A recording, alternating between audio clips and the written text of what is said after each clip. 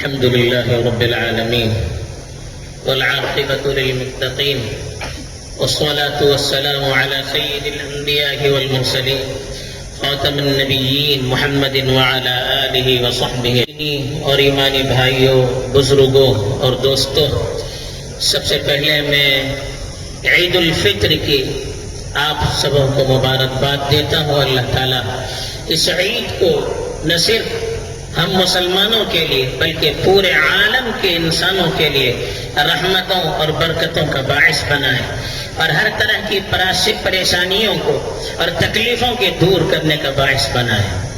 حضرات، یہ عید اللہ کا ایک تحفہ ہے. رمضان میں مسلمانوں نے جو عبادتیں کی، روزے رکھ کر، تلاوت کر کے، اللہ کے سامنے رو رو کر، گڑ گڑا کر، دعائیں مانگ کر، اعتکاف کر کے، عمرہ کر کے اللہ کو راضی کرانے کی جو کوشش کی ہے، اس کوشش کے تحفے کے طور پر یہ عید کا دن اللہ نے عنایت فرمایا ہے.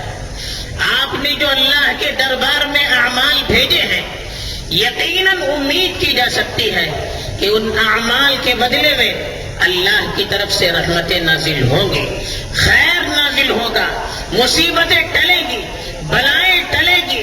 اللہ کی طرف سے خیر کے فیصلے یقیناً نازل ہوں گے. ہمیں اچھی امید کرنی چاہیے. رمضان میں جو ہم عبادتیں کرتے ہیں، ان عبادتوں کا سب سے اہم جو پیغام ملتا ہے وہ ہے صبر، برداشت، اپنے آپ پر کنٹرول کرنا. یہ رمضان ہمیں سکھاتا ہے. دیکھیے، رمضان میں ہم کھانا پینا چھوڑتے ہیں صبح سے لے کے شام تک.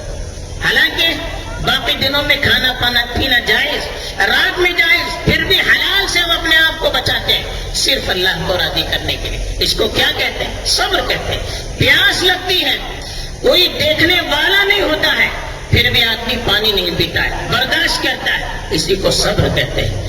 رمضان میں حدیث میں کہا گیا، اگر کوئی گالی دے، لڑائی کرے، جواب دینے کے بجائے آدمی کہے انا صائم، میں روزے سے ہوں، میں آپ کا جواب نہیں دے سکتا، میں آپ سے لڑائی نہیں کر سکتا. کیوں؟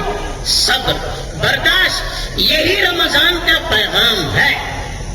رمضان میں ہم نے حلال سے اللہ کے حکم کی بنیاد پر اپنے آپ کو دور رکھا، تو اس کا پیغام یہ ہے کہ ہم سال بھر حرام سے اپنے آپ کو دور رکھیں. رمضان میں جس طرح سے ہم نے اللہ کی اطاعتوں کے لیے قربانی دی، اس کا یہ مطلب نہیں ہے کہ اللہ تعالیٰ رمضان ہی کی عبادت سے خوش ہوتے ہیں، یا اللہ تعالیٰ رمضان کے مہینے میں بندوں سے متعلق ہوتے ہیں. نہیں، رمضان کی عبادتیں اللہ کے یہاں قبول ہے یا نہیں، اس کی نشانی یہ ہے کہ رمضان بعد ہم اللہ کی عبادت میں مشغول رہیں.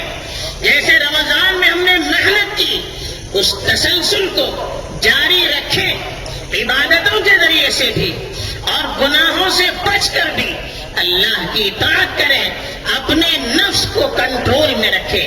یہ رمضان کا پیغام ہے. آج کل کے جو حالات ہیں، ملک کے جو حالات ہیں، ہر طرف تعصب، تنگ نظری، تشدد، ایک فرقے کے خلاف، ایک مذہب کے خلاف ایک طرح سے ظلم و ستم ہو رہا ہے. لیکن ہمیں کیا کرنا ہے؟ عید ہمیں کیا پیغام دیتی ہے؟ رمضان کے روزے ہمیں کیا پیغام دیتے ہیں؟ ایسے موقع پر ہمیں یہ عید محبت کا پیغام دیتی ہے. ہمیں یہ عید آپس میں ایک دوسرے کو گلے لگانے کا پیغام دیتی ہے، دشمنوں کو بھی اپنے گلے سے لگانے کا پیغام دیتی ہے. یہ عید ہمیں غریبوں کا خیال رکھنے کا پیغام دیتی ہے. جو غریب ہیں، جو پریشان حال ہیں، جو دانے دانے کے لیے ترستے ہیں، ہم جس طرح سے خوش ہیں، ہم جیسے نئے کپڑے پہنتے ہیں، ہم جیسے اچھا کھانا کھاتے ہیں، اسلام کا پیغام یہ ہے کہ غریبوں کو بھی، یہاں تک کہ دوسروں کو بھی، غیروں کو بھی اپنی خوشی میں ہم شریک کریں. یہ عید ہمیں یہ پیغام دیتی ہے، معاف کرے دشمنوں کو، معاف کرے پریشان کرنے والوں کو، معاف کرے تکلیف دینے والوں کو، معاف کرے ہر ان لوگوں کو جن سے ہمیں پریشانی ہوتی ہے. اس کا ہمیں پیغام دیتی ہے یہ عید. یہ عید ہمیں یہ پیغام دیتی ہے. دوسرا ہمیں تکلیف دے، تو ہم اپنے آپ کو کنٹرول میں رکھیں. ہم گالی کا جواب گالی سے نہ دیں, ہم سخت الفاظ کا جواب سخت الفاظ میں نہ دیں, بلکہ ہم گالی کا جواب پیار سے دیں, ہم سخت الفاظ کا جواب نرمی اور محبت سے دیں, ہم دشمنی کا جواب محبت سے دیں.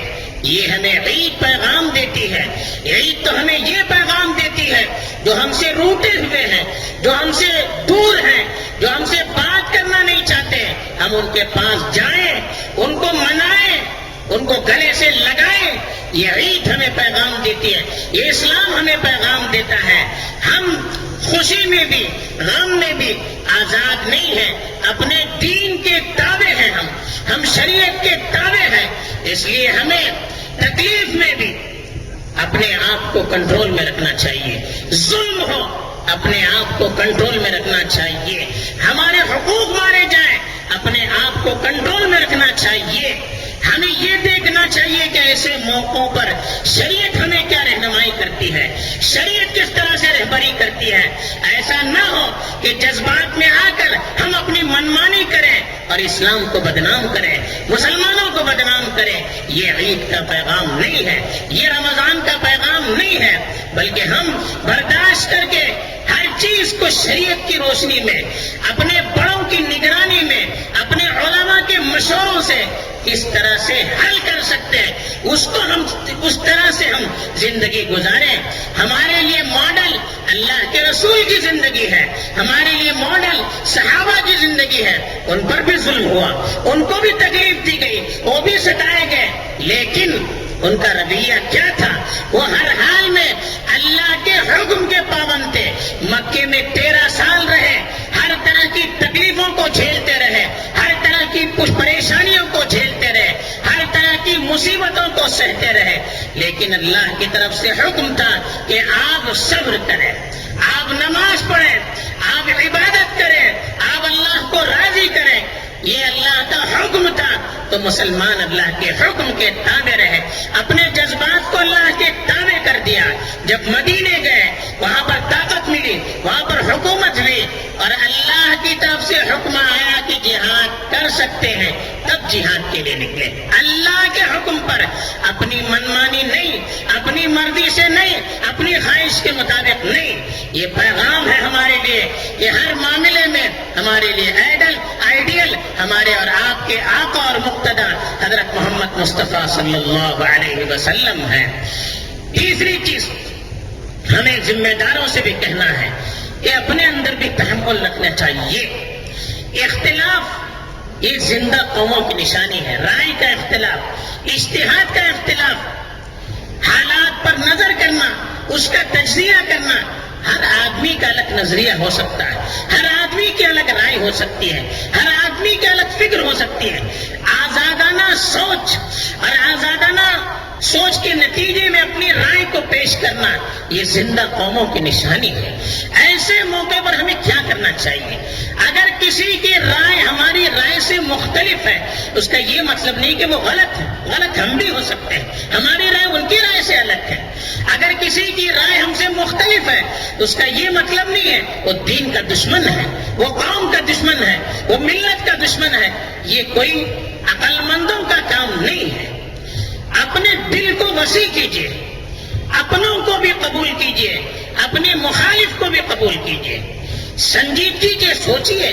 وقتی مسائل کے لیے اپنے اتحاد کو پارا پارا مت کیجیے.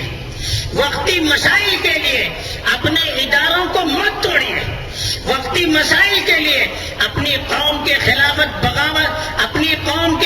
بغاوت کا بیج مت بوئیے.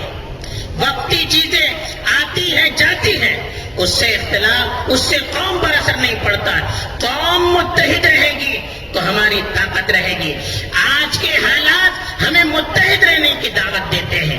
آج کے حالات ایک دوسرے کو قبول کرنے کی دعوت دیتے ہیں. آج کے حالات ایک دوسرے کو ہضم کرنے کی دعوت دیتے ہیں. آج کے حالات دل کو کھولنے کی دعوت دیتے ہیں. آج کے حالات نفرت کو تھوکنے کی دعوت دیتے ہیں. اگر ہم نفرت کو تھوکیں گے, ہم آپ دوسروں کو گلے سے ملائیں گے, ہماری طاقت رہے گی. ورنہ اسلاف نے جو اتحاد اپنی قربانیوں سے قائم رکھا ہے, جو